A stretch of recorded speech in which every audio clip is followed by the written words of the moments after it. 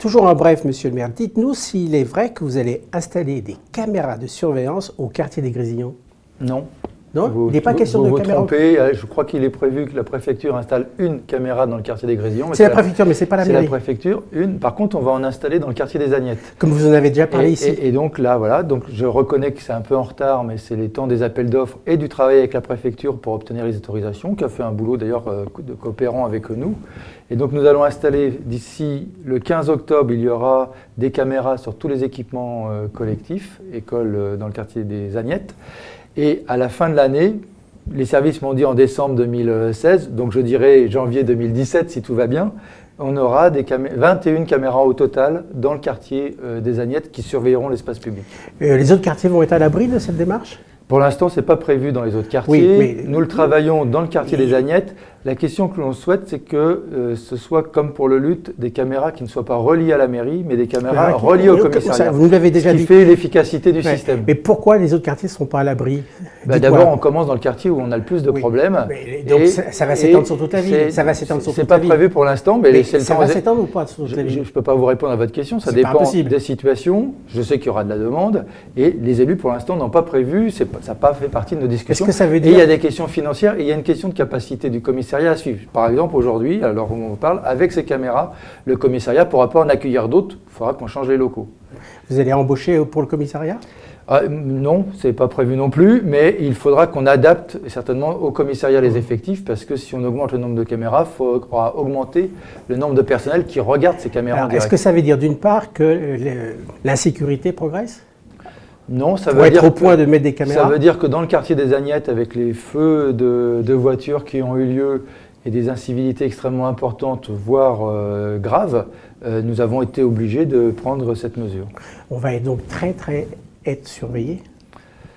En tout cas, les rues vont être surveillées. Vous, je ne sais pas, mais les rues seront surveillées et dès qu'il y aura des actes délictueux, ça permettra à la police d'intervenir immédiatement et pas simplement d'enregistrer. Alors, le pas supplémentaire, tout le monde a ça en tête. Je vous l'ai déjà posé plusieurs fois la question. Le pas supplémentaire, c'est des policiers un peu grand nombre.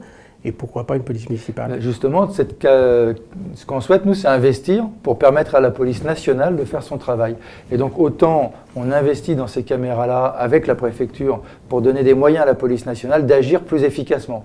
Et moi, je suis persuadé que notre système est plus efficace que ce qui se fait dans d'autres villes. D'ailleurs, c'est quasiment démontré par nos résultats sur des quartiers où, contrairement à ce que l'on peut penser, il y a des baisses de la délinquance sur notre ville. On passe à la deuxième question. Monsieur le maire, c'est pas à vous que je vais apprendre que les services de l'État ont relogé tout récemment 6 nouveaux migrants au foyer Brenu, suite à une évacuation d'un campement parisien. Je croyais, monsieur le maire, d'abord que ces locaux allaient être détruits cet été. Oui, libérés en tout cas. Libérés, alors pas cet été, mais l'été prochain. C'est-à-dire que j'ai obtenu l'engagement du préfet précédent, qui vont être certainement tenus par le préfet actuel, que le foyer soit désaffecté en juillet 2017, totalement, pour nous permettre de faire cette opération, puisque nous sommes en train de reconstruire 3 résidences sociales pour remplacer un foyer de 300. Nous en construisons 3 pour avoir 200 places. 100 places doivent être mises en dehors de Gennevilliers pour pouvoir reloger les personnes. Mais pour cela, il faut que le foyer soit libre. Donc moi, je dis donc c'est des logements provisoires. J'espère que c'est du logement provisoire de la part de l'État. Ce que je conteste surtout, parce que moi je dis bienvenue aux réfugiés. Vous dites bienvenue aux migrants. Bien entendu, c'est-à-dire que ces personnes, vous les recevez. Les personnes n'y sont pour rien. Et je salue d'ailleurs le travail associatif qui est fait à Gennevilliers pour aider ces personnes. Ce que je remarque, c'est l'État... Excusez-moi, est-ce que vous êtes prêt à en recevoir encore beaucoup d'autres ? Moi, je pense qu'il faut que toutes les villes fassent leur devoir d'accueil. Et pour Gennevilliers, on le fait, ce devoir d'accueil. Et je préfère qu'elle soit faite dans des structures collectives, en plus parce qu'on ne compte pas les migrants que la préfecture nous met aussi dans les hôtels.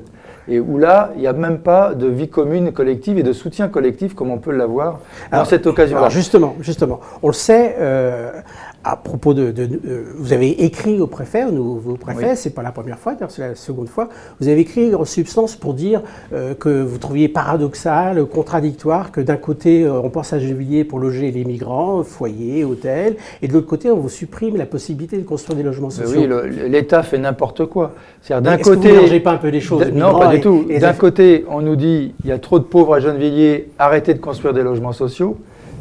tout ça pour expliquer d'ailleurs en faisant croire que c'est le logement social qui est responsable de la pauvreté, alors que c'est plutôt le chômage et les bas salaires. Le logement social n'est que la structure qui accueille des personnes qui ont besoin de logement.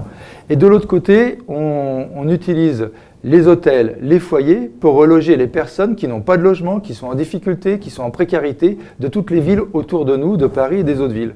Donc si l'État était au moins conscient de ce qu'il faisait, il arrêterait de reloger des personnes en difficulté à Gennevilliers, nous laisserait construire des logements sociaux pour répondre à la demande des Gennevillois et des personnes qui ont besoin à Gennevilliers de logements sociaux, plutôt que de nous interdire de construire des logements sociaux et de mettre dans la ville, dans les foyers, dans les hôtels, des gens qui vont demander des logements sociaux à Gennevilliers. Donc il faut que l'État mène une politique cohérente. Comment vous allez vous en sortir ? Je vais m'en sortir par l'appui de la population, puis en continuant. Oui, vous appelez à une manifestation. J'appelle à une manifestation sur le sujet de l'ANRU, et puis moi je fais le pari de l'intelligence, y compris de l'État et des gouvernements. Au bout d'un moment, ils vont bien se rendre compte qu'ils vont dans des impasses en continuant cette politique-là. On aura l'occasion d'y revenir. On passe à la question de l'habitante. Une question d'Émilie Desagnettes. Vous connaissez la démarche à suivre ? Fatigant, il faudrait déposer un dossier pour le logement et ensuite qu'il soit suivi tous les ans sans qu'on soit obligé à chaque fois de prendre le dossier et de le déposer parce que si on oublie, au final, on est pénalisé.